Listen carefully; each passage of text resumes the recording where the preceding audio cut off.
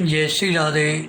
Progressive shorthand passages legal exercise 6 page number 12 dictation start. A further application was filed by one Mr. A.K. Arora, who is also an MLA of the Haryana Vidhan Sabha. The prayer in all the said applications was for leave to intervene in the special leave petition filed by the Speaker of the Haryana Vidhan Sabha. The same were allowed by order dated 28th February 2012.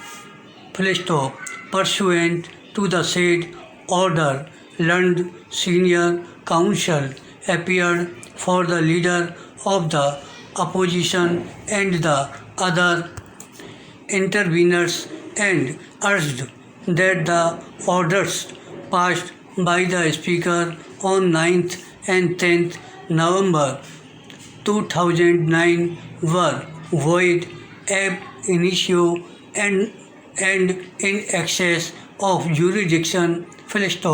However, in the lengthy submissions advanced by the advocate in relation to the provisions of erstwhile paragraph 3 and paragraph 4 of the 10th schedule to the Constitution, reference was made to various decisions of this court.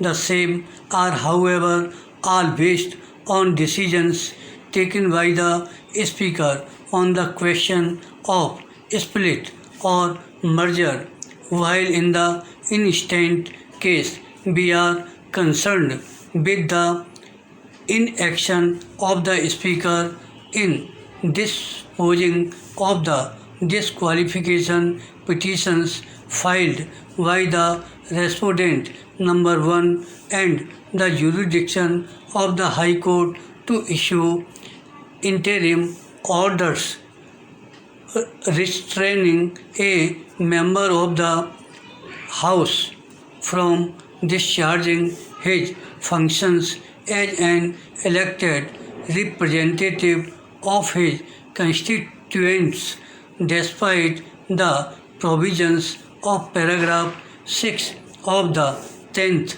schedule to the Constitution. Most of the questions raised by the senior advocate contemplate a situation where the Speaker had taken a final decision on a disqualification petition. However, in the instant case, we are really required to consider whether the High Court was competent to pass interim orders under its powers of judicial review under Articles 226 and 227 of the Constitution when the disqualification proceedings were pending before the Speaker.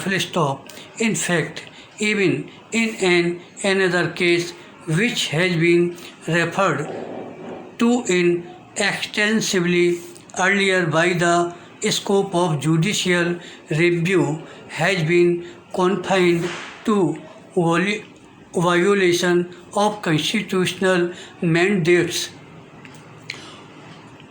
fraudulent non-compliance with rules of natural justice and perversity, but it was also very clearly indicated that having regard to the constitutional scheme in the 10th schedule, normally judicial review could not cover any stage prior to the making of the decision by the Speaker or the Chairman of the House, nor any other action was contemplated or permissible full stop from the submissions made on behalf of the respective parties. Certain important issue emerge here.